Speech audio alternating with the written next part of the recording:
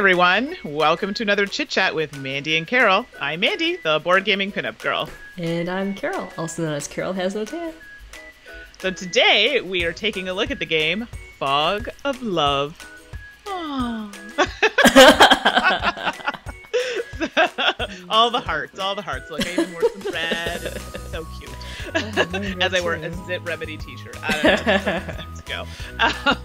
So if you want to get to a certain part of the video, check out our timestamps listed below the video.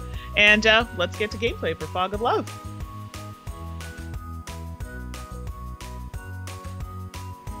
Go on and grab a partner to form a fictional relationship as you roleplay as a couple in Fog of Love. You'll first create your character by choosing traits, features that attracted you to the other player, and an occupation. Then you'll play the game as your characters in different scenarios, like high school sweethearts, mismatched love, or we give it a year.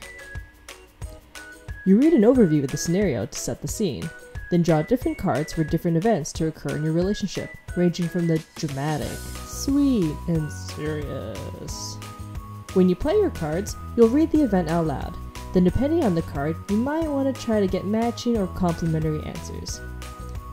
As you play further chapters, the possibility of your relationship breaking up is a very real risk if you're just a mismatched couple.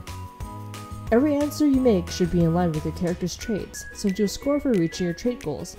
But answers that are uncharacteristic of you to make your partner happy may keep the relationship together, but your individual goals unmet and unhappy. Continue playing the game until you reach the end of the chapter, resolving each event and obstacle as they come your way. Then you'll find out your relationship's destiny based on how fulfilled your character feels. Did you break up or stay together through it all? So now ready to give a review for Fog of Love. What'd you think? So, okay, no, don't start. So, no, I know you're gonna be like, oh. So, there's some aspects of this that I do love. Okay. Like, I love the storytelling aspect of and trying to get the same answers as one another. I like how they did this more accessible. No, what's the adjective for that? More accessibly? Is that a word? I feel like that's not a word. I know. I guess it was more accessible as a game than, say, that other two-player game, when hands held something. Oh, yeah, and then we held hands. Yes, thank you. Yeah. See, that one was too abstract for me. This one is more, it's easier, because it's a situation, you answer it, and you try and match or get, like, complementary answers. Right. I like how easy that was to do. I didn't like playing it with my actual partner. So you enjoyed our fictional relationship better? I actually really liked it when you and I played it, and we were like, I was like, my name is Rogan, and I have a booming voice, and these nerdy glasses, and then I chose like, and I like how you have those bedroom eyes. Like, it's just fun and wacky like that, and like, you're just put in these situations, or it's like, let's see what you say, how would... Who was your character? Lana? Yeah. Yeah, Lana. I gave my... I was Lana. we were a fictional lesbian couple. And Lana apparently doesn't like roses, I think. Something. Okay, whatever it is. I was a politician. Right, you were a politician, now he's a TV star. Yes, exactly. So, I was like, oh, no, flowers. Flowers are good, just not roses. So cliche. See, that is fun, because we're just playing make-believe at that point. The problem I had playing with my actual partner is that when you get those situations in those cards, it's like, you kind of could almost know how the other person's going to respond because you know them so well, right? And you are most likely put in a lot of similar situations, like in-law situations, argument situations. And it's like, well, I know how you're going to react. I know what's going to happen. And it's hard to do the role-playing part because of that. Right. And I was gonna say that's exactly it. It's hard for you to put yourselves in fictional characters because you're gonna kind of gravitate back toward yourselves, right? Because you are legitimately in a relationship. Like I could totally see that, and I agree with you. I did enjoy playing. Like I also played this game with Dan King. Yeah. And we were laughing because we're good friends too, and oddly enough, we actually connected on a lot of responses like you and I did. You know, so but we had a good laugh with it because we're not actually couples, so it was really fun. So it had that choose your own adventure type feel to it, right? Definitely. So which I loved those kind of books when I was a kid. So for me, I did enjoy that part because you're kind of making or creating your own story. That's the point. I have to say, I really liked the tutorial version. Yes, that was amazing. I wish more games did that. Absolutely. Like the cards, to me as a teacher, as a former teacher, that appealed to my side of learning as you go, not just spilling all the rules out and figuring it out. You're doing it together step by step, but it's not boring. So you have a card and then it tells you this. Okay, go to step 2 or pick up the next card, and that card's marked number 2, tells you what to do, and it tells you terms and everything, but it's in small doses. You're not getting a page long of stuff and trying to remember everything. So exactly.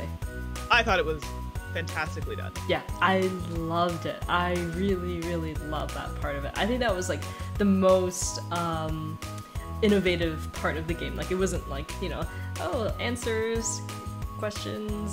It was the tutorial that was the most innovative part. It was fantastic. I loved it. No, me too. I was just so impressed at how well done that was. I'm I didn't even need to look at the rule book. Yeah. Legitimately. I mean, you should look at the rule book.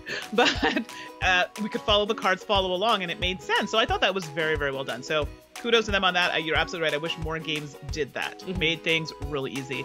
That kind of leads me into components. I thought the quality of the box, it was nice. It was really nice. Yeah. And the chips that were used, for the decision making, that was nice. I mean, it had give nice you plastic containers too.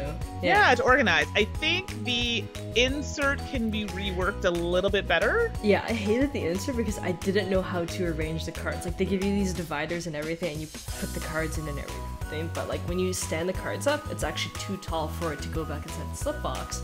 Right. So we just had it flat down, and it's well, kind of what's the point in that? Right, it defeats the purpose of the organization. So I think if they worked that out like they did the cards and maybe just numbered it or something, I'd be okay with that. But the component quality itself was fairly good. The cards. We even had these little card holders in front of you. They thought of things. Yeah. When you're playing with a lot of cards that you would need. So to me, I can say that was wonderful. Yeah, so, exactly. Definitely agree, but the insert I think could be reworked a little bit. Yeah, but I agree with that. And I also love how the chips are really nice Splendor chips, original Splendor, not later printing cheap plastic Splendor. I wouldn't know. I play the app, so. Okay. I don't know. The good kind of Splendor, people who know what I'm talking about know what I'm talking about. Too many bones. Yeah. Quality. Yeah. Okay. And it's got a sheen to it too. Yes, that's right, which is really cool. And those are what you use to make your responses, if you're choosing A, B, C, D. And I liked the scenario cards where they had one where you could tell a story, or both partners choose, or the other partner chooses. But you got to be careful not to have is it the life points or I can't remember what they're called. The points. Yeah, for your hearts. I guess just the strength of your happiness in the relationship. Right. I guess. Yeah. You don't want to be too far ahead of the other person because it can really come back at you at the end. Yeah, exactly. Yeah. And that doesn't always lead to a very good relationship. Now it does, Caryl. Okay. I wanted to win. I wanted both of us to win. That was the only way. You were so falling behind. I wanted to do the equal partners thing.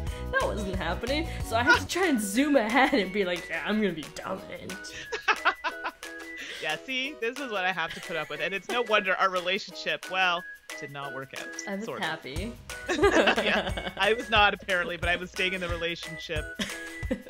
But on that note, I don't think a lot of people will always like the reward of the game because it is a game that is a lot about the journey, not so much about the end, because some people might find it anticlimactic where you get the finale and it's oh, let's see what your destiny was.